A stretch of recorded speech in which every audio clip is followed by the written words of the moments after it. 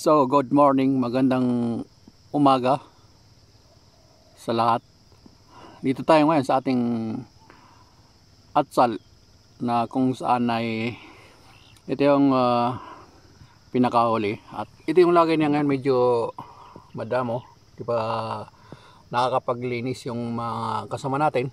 At sa paglilinis nila ay sinasabay nila yung mga dahon dito sa ibaba kasi hindi daw makapasok ng maayos yung spray o hindi mataman ng maayos itong in-sprayhan nila.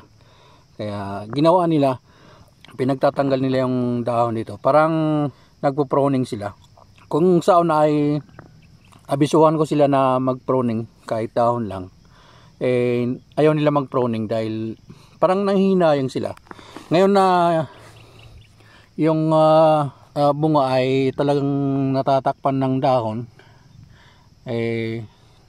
nakapag-isip-isip sila, tinatanggal na nila yung dahon dito ngayon. Yan ito. Pero yung malalaki na doon ay halos tapos na nila lahat. Dito pa lang ang hindi masyado.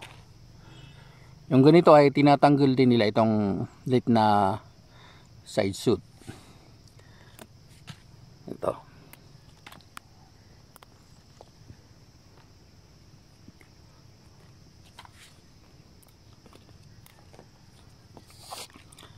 So, labas na labas yung bunga pagka natanggalan ng dahon sa ibaba.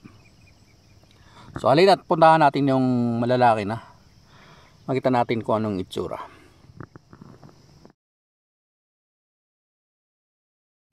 So ito na ngayon yung malalaki na. Yan po ang itsura niya ngayon. At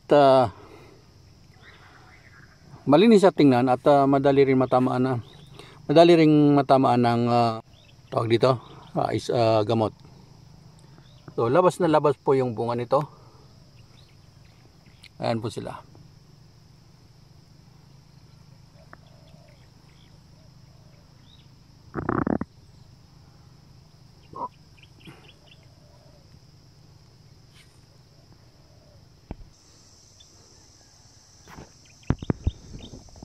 So kitang kita po yung mga bunga ng atsal natin.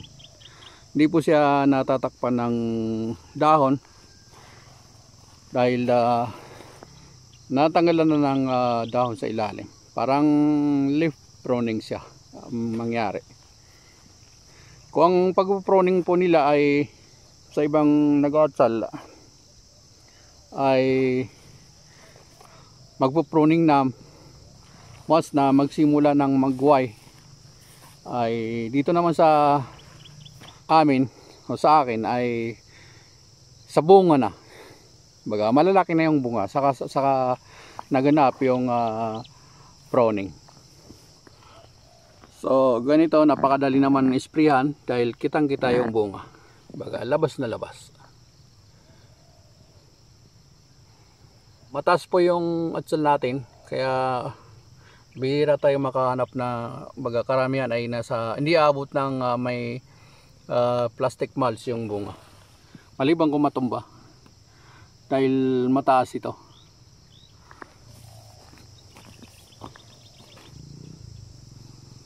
So yan po ang update natin ngayon. Maraming salamat at magandang umaga po.